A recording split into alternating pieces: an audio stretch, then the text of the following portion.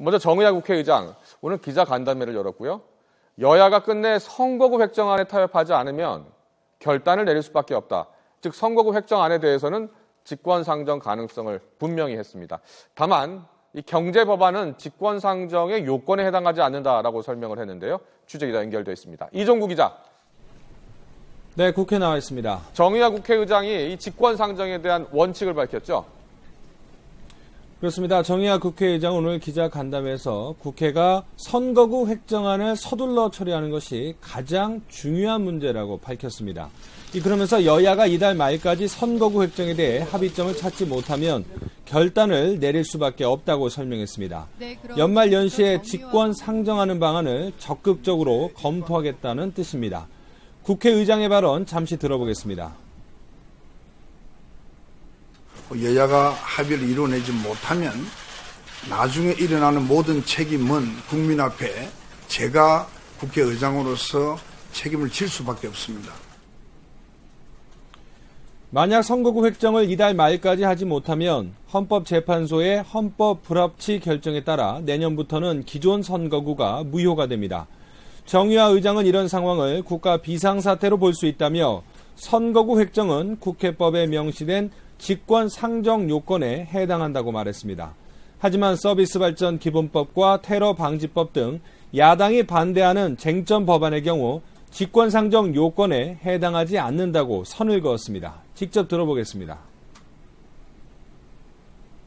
전시나 사변에 준하는 그러한 국가 비상사태의 경우에 가능하다 이렇게 되어 있기 때문에 과연 지금 경제 상황을 그렇게 볼 수 있느냐 하는 데 대해서는 저는 동의할 수가 없습니다.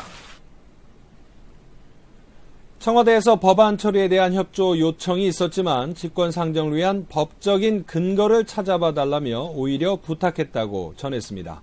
초법적인 결정을 내리면 나라에 혼란이 오고 그런 것이 오히려 우리 경제의 발목을 잡을 수도 있다는 겁니다. 청와대의 거듭된 요청에도 불구하고 국회의장이 직권상정 대상으로 쟁점 법안은 뺀 채 선거구 획정안만 언급하면서 여야 협상에 더욱 무게가 실리게 됐다는 분석이 나오고 있습니다. 네, 여야의 입장은 지금 엇갈리고 있는 것 같은데요. 여당은 조금 전 뉴스 속보로 전해드린 것처럼 다른 쟁점 법안도 직권 상정해 줄 것을 요청하는 결의안을 지금 보냈다고 하고요.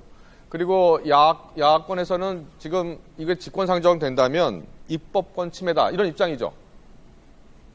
네, 말씀하신 대로 원유철 원내대표 등 새누리당 원내 지도부가 조금 전에 정의화 의장을 찾아가서 새누리당 의원 전원이 서명한 직권상정 촉구 결의문 요구안을 제출을 했습니다. 이 자리에서 정의화 의장은 알겠다 이렇게 간단하게 답변을 하면서 직권상정 요건에 해당하지 않는다는 앞서 말씀드린 기자간담회 입장을 거듭 밝혔습니다. 사실상 새누리당의 거듭단 직권상정 요청을 거부했다 이렇게 해석을 할 수 있을 것 같습니다.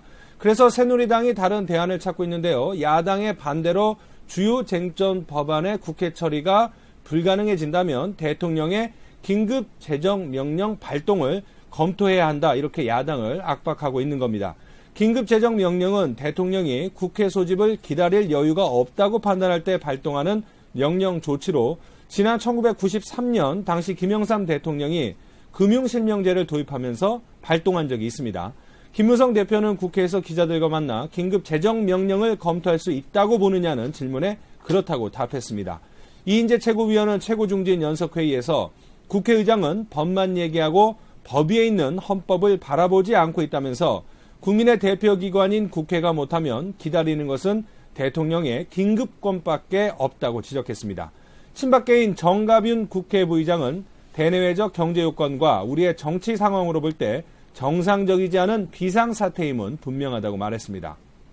하지만 새정치민주연합은 국회에 대한 박근혜 대통령과 청와대의 공격이 도를 넘어서고 있다며 반발했습니다. 또 청와대가 정의화 국회의장에게 여야 쟁점 법안을 본회의에 직권 상정해달라고 한 것에 대해 의회 모독이라고 비난했습니다. 전병헌 최고위원은 최고위원회의에서 삼권 분립 파괴이자 민주주의를 짓밟는 독재적 발상이라고 주장했습니다.